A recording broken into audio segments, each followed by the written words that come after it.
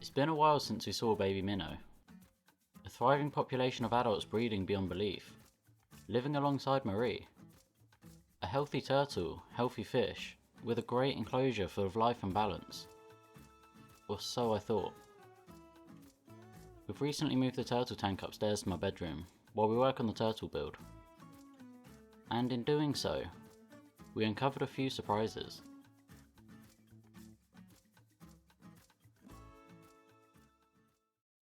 Subscribe and join the team. I'm Sean, and welcome to the SG Animals universe. Hello again, guys.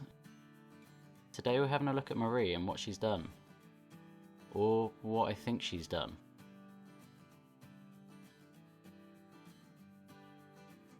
About a year ago, Marie had a different tank layout. A better land section which allowed for deeper water. But since the house move, we switched up to something simpler, that sadly doesn't allow for such a depth. Anyway, the old setup used to house plenty of white cloud mountain minnow. Notice how I said used to.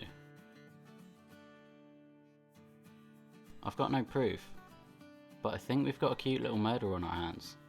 She used to show interest in the fish, but ultimately there are too many plants and coverage for her to ever catch the speedy minnow. But my suspicions, with less coverage and less water space, I think it's made it easier for her, and she's been grabbing one every once in a while. And I didn't notice until now.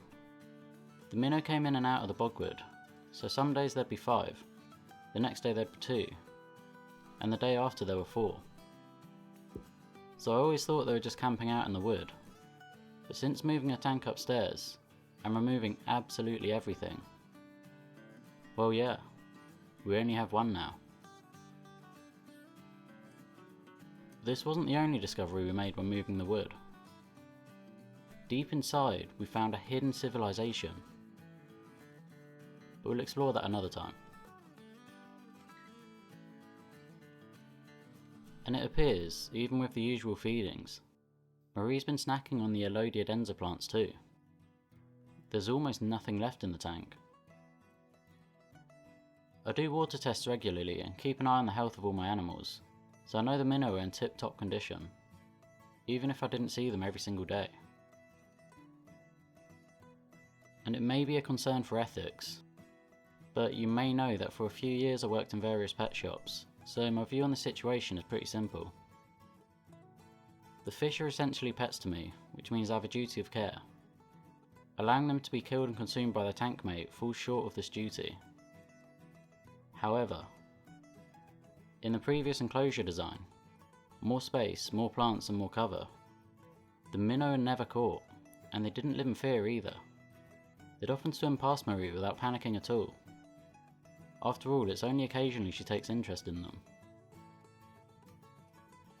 They're so happy and comfortable that they even bred in the tank and had babies. So recalling experience in my previous workplaces, I know that most minnow end up in 20-litre aquariums or similar. A cheap and easy alternative to goldfish, but horrendous standards and living conditions. So the way I see it, they flourished for a couple of years and that only changed when the tank layout did. So I will be restocking with minnow, but not until we've seen the upgrade. The new home that's set to hold around 720 litres.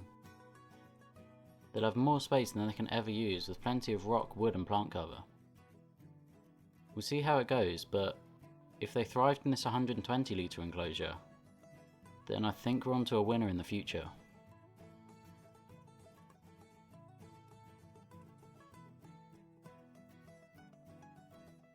There's not many fish I'd recommend being paired with a musk turtle. Many commonly kept species don't match the same requirements as the turtle. They need warmer or colder water, and they have their own other requirements for soft water or hard water. And just in case you didn't know, soft water means water containing few minerals, and hard water is rich with minerals. Fish use osmosis to draw in and regulate these minerals.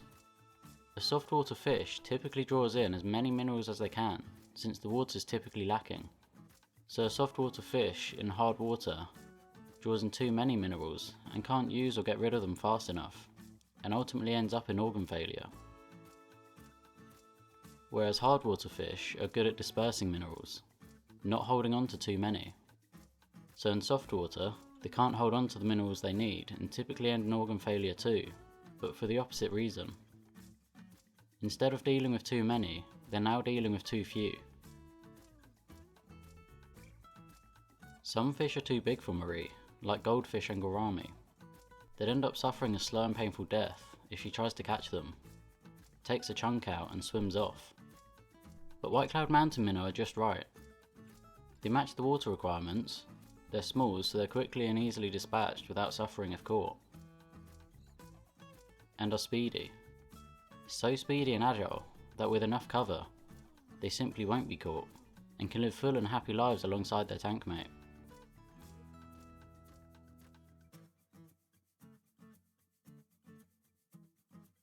It is a shame and Marie needs to behave herself, and for now I'll move this last remaining fish and house him somewhere else till the build's complete.